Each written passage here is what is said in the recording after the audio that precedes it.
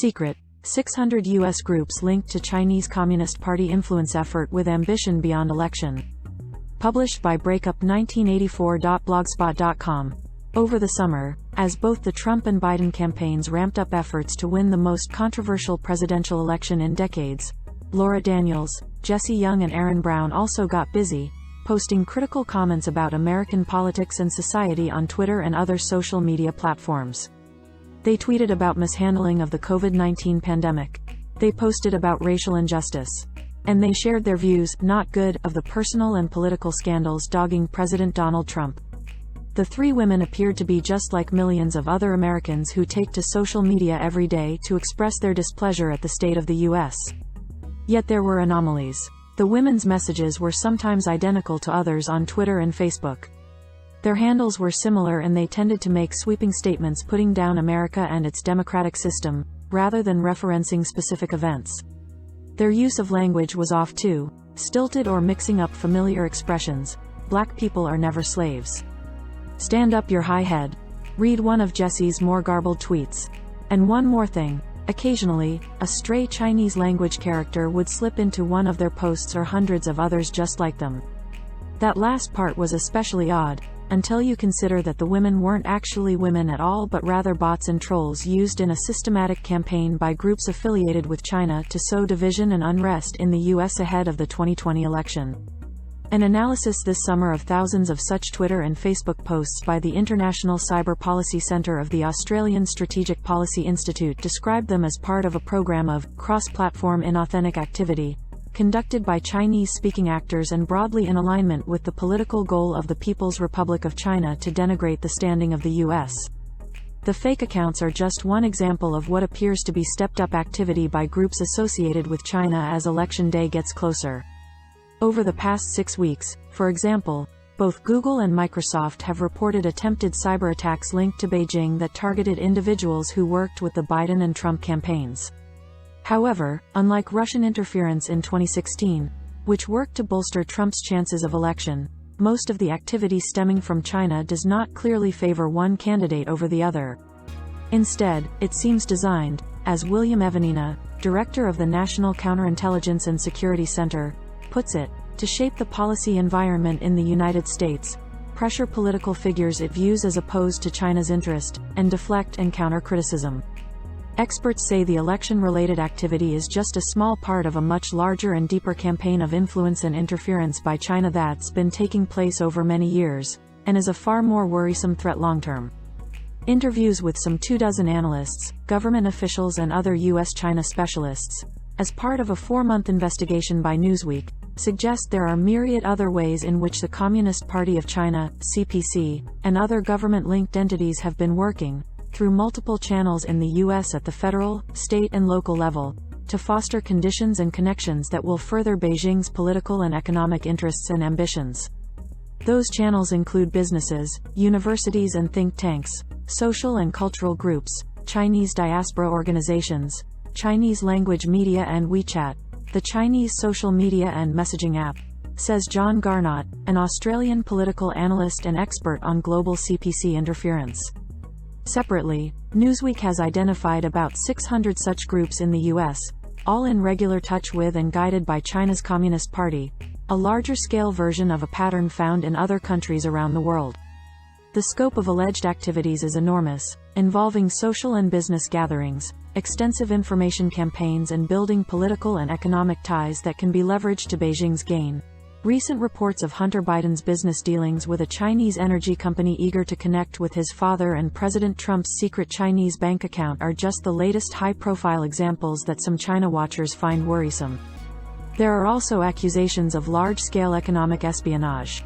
In a speech this summer at the Hudson Institute, FBI Director Christopher Wray said the agency opens a China-connected investigation every 10 hours and that, of nearly 5,000 active counterintelligence cases in the U.S., almost half are related to China. Chinese authorities claim the U.S. distorts its dealings with local community groups, and vehemently deny they are interfering in U.S. internal affairs. But U.S. authorities and U.S.-China experts stand their ground. Justice, State, the FBI, they're peeling back the layers that have been hiding some of these organizations and activities, says Dean Boyd, Chief Communications Executive at the National Counterintelligence and Security Center. As he tells Newsweek, the influencing has been going on non-stop, and it's not happening in a vacuum. There is an election coming up, sowing the seeds of division. If the tweets of Jessie Young and her friends were all you had to go on, China-linked efforts to manipulate U.S. public opinion in advance of the election might be easy to dismiss as amateurish and ineffective. The Chinese actors involved, for instance, made no attempt to create realistic profiles for the owners of the 200 to 300 Twitter accounts involved, plus 60 or so more on Facebook.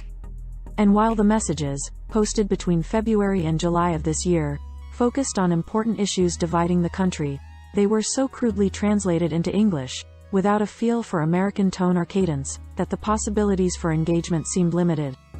A sampling, janky system is a stupid, failed system. Patricia Smith tweeted, along with a photo of Americans voting. The Trump administration has gone so far as to sacrifice our lives to get back to work to make the Dow Jones look good that they now treat us like human beings? Sonia Mason tweeted, complaining about federal response to the pandemic.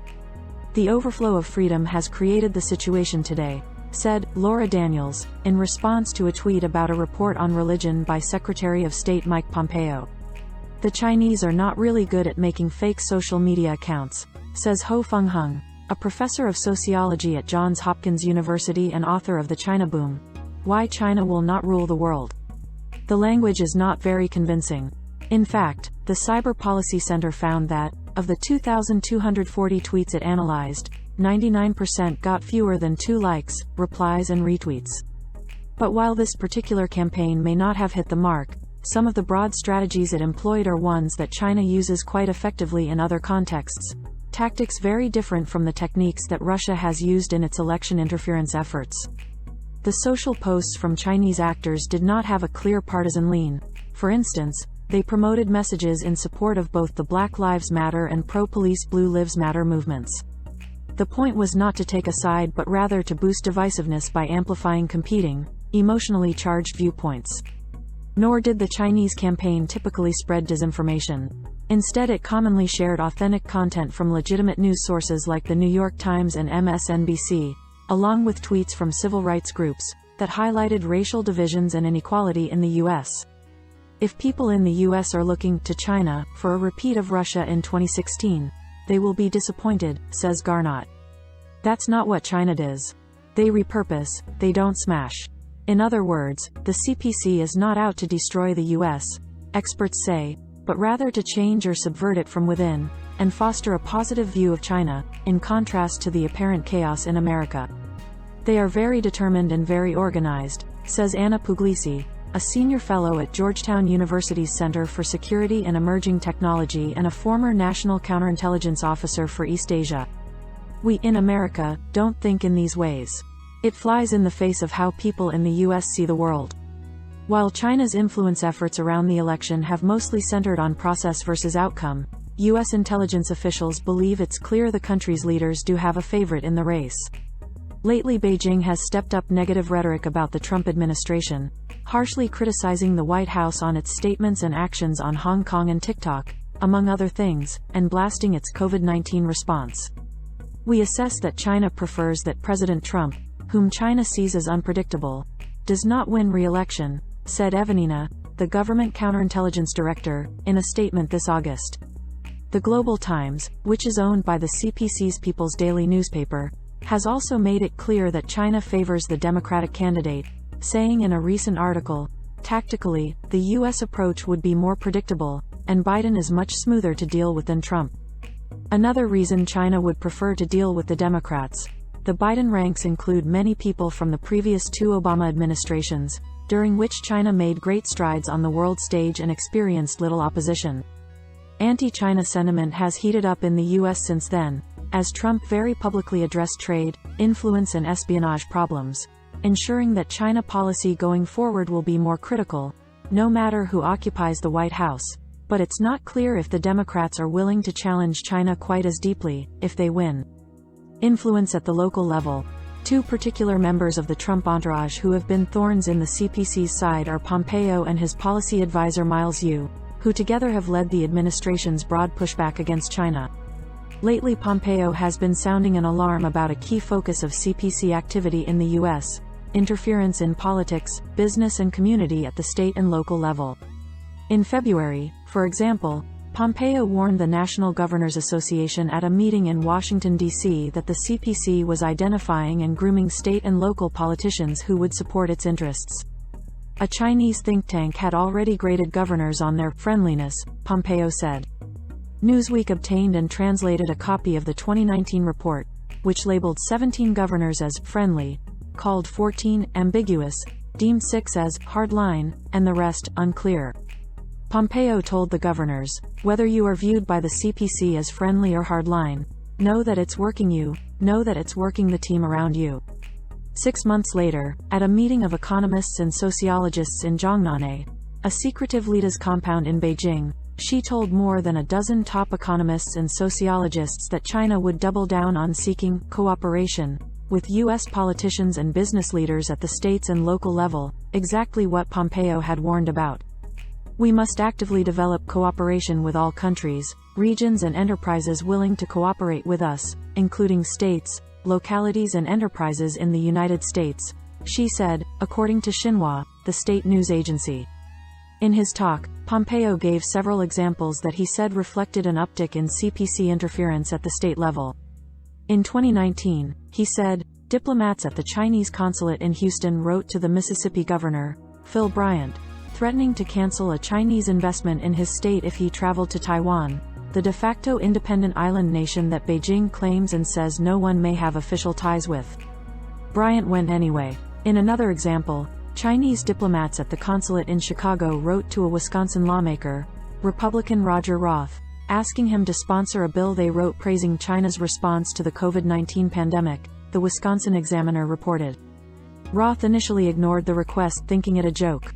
The Chinese diplomats sent it again. Roth replied with one word, nuts. Those two attempts may have faltered in the face of pushback, but outreach often works, especially on the business level. Speaking on background, one official described the pattern.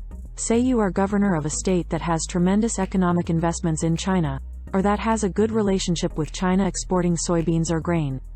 China can use that relationship, say, by asking their political or business contacts to make calls to Washington to try and influence policy.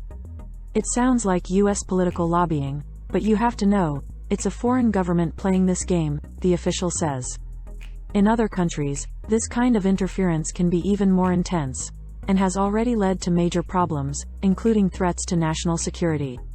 In Australia, Chinese intelligence operatives allegedly conspired to place a financially troubled, ethnic Chinese person, Nick Zhao, in parliament as a spy, offering $1 million to fund his campaign, according to multiple reports in the Australian media last year. Zhao, in his 30s, was found dead of a drug overdose in a Melbourne hotel room in 2019. That same year, China's Ministry of State Security was reportedly responsible for cyberattacks against Australia's parliament and 3 major political parties that provided access to policy papers and emails, according to Reuters. In Canada, a special parliamentary committee set up in late 2019 is driving a rethink on China relations amid charges of brazen interference. Earlier this year, a report was published that detailed activities that China, along with Russia, had engaged in, using deceptive means to cultivate relationships with elected officials and others perceived to possess influence in the political process, seek to influence the reporting of Canadian media outlets, seek, in some cases, to affect the outcome of elections, and coerce or induce diaspora communities to advance foreign interests. Europe too has begun to re-examine its relations with China amid the shock of COVID-19 when, earlier this year, Beijing sent very public medical aid to struggling nations, including Italy, accompanied by propaganda presenting China as a savior and appearing to try to weaken faith in the European Union. Then in October, Sweden, spooked by a newly adopted combative style of diplomacy that the Chinese call wolf warrior, and the kidnapping and detention of a citizen in China, among other problems, banned Huawei and ZTE, the Chinese telecom companies, from its future 5G networks, citing concerns over Sweden's security. Earlier this year, Sweden also shut down all of the country's Confucius Institutes, a Beijing-funded program with the stated goal of promoting Chinese language and culture that many viewed as a propaganda tool. In the US, they have been permitted to remain open but are designated as foreign missions. In some ways, the US, at least until recently, has lagged in experiencing the more aggressive actions that other nations have documented and in exposing infractions, when discovered. That may have partly to do with Chinese tactics, which are more careful when aimed at the key enemy, says Ho Fung Hung, the Johns Hopkins professor. Hung quotes a revolutionary saying by Mao Zedong to illustrate his point. Mao said, "Gather your best forces, annihilate the enemy one by one. Don't take on the core first, don't take on the toughest opponent first," Hung says. Take on the smaller and weaker ones, like Australia, Canada, New Zealand, the UK. They have done that. The US is the toughest nut to crack. But there are signs that the US is starting to take the threat more seriously. In July, the State Department shut China's Houston consulate over what it said was multi-year, persistent technology theft and political interference across a broad swath of states in the South, Southeast and Southwest, home of many energy and medical businesses and advanced research. The Chinese government denies these activities. While the US government has not released many details of what happened, several interviewees described a pattern of espionage by diplomats at the consulate aimed at major cities in the area. Say, you are a city manager and you have a giant medical industry, and you also have giant collaborative relationships with China. Well, then that manager is dependent on China, said one official, who spoke on background. A Chinese diplomat might then feel free to place a phone call to the manager asking for a meeting with the state governor, or approval for a business project, or to oppose a motion criticizing China for human rights violations in Tibet, Xinjiang or Hong Kong. It's very effective influence, the official said. Houston was not chosen at random out of the consulates out there, said John C. Demers, an assistant attorney general in the Department of Justice, in an online event in August with the Center for Strategic and International Studies. The consulate had long been a center of nationwide activity to exert political pressure and extract technology for China, several persons interviewed for this story said. In a sign of the scale of activities, FBI agents also conducted about 50 interviews in 30 different cities, across the U.S., with Chinese researchers suspected of working to extract technology. Just the tip of what was going on and what we were trying to disrupt, Demers said. China's magic weapon. To help carry out its program of influence and interference in the U.S., China relies on what she calls the country's magic weapon, the party's United Front system led by a Communist Party division called the United Front Work Department. This is a network of party and state agencies responsible for influencing groups outside the party, both inside and outside China, as Alex Yoshki, a researcher on Chinese politics at the Australian Strategic Policy Institute, has written. Traditionally, outside China, the United Front has focused on overseas Chinese communities, appealing to their sense of ethnic loyalty to persuade them to repay the motherland. Personal benefit is often involved, with the system offering business opportunities in exchange for goodwill and cooperation. Groups that are part of the system often have innocuous-sounding names, like the Chinese Overseas Exchange Association. Running parallel to the United Front is the Chinese government's global network of friendship associations, under the Foreign Ministry. The U.S. organizations with which these groups cultivate ties may have no idea of their CPC affiliation. Pompeo, for instance, pointed out that the Governors Association had co-sponsored a U.S.-China collaboration summit with a group called the Chinese People's Association for Friendship and Foreign Countries, which is, indirectly, tied to the United Front system. He asked the gathering, how many of you made the link between that group and Chinese Communist Party officials? The United Front is part of China's foreign policy, part of China's intelligence apparatus and runs interference, says Anne-Marie Brady, a professor of Chinese politics at the University of Canterbury in New Zealand. Tasks that it may be charged with include everything from making friends to outright espionage. The Chinese government has frequently denied the front's role in overseas influence and interference operations. Yet it allocates a large amount of money to its work, indicating it is a priority. The budget of the United Front system, both at home and abroad, was more than $2.6 billion in 2019, Ryan Fedashik of Georgetown University's Center for Security and Emerging Technology says. Nearly $600 million of that was earmarked for work aimed at overseas Chinese communities and foreigners, Fedashik calculates. The total budget outstripped the Chinese foreign ministries, he found. The United Front in Action. A 3-day summit that took place in mid-October at the China Institute, a New York City nonprofit, provides a classic example of how the United Front works.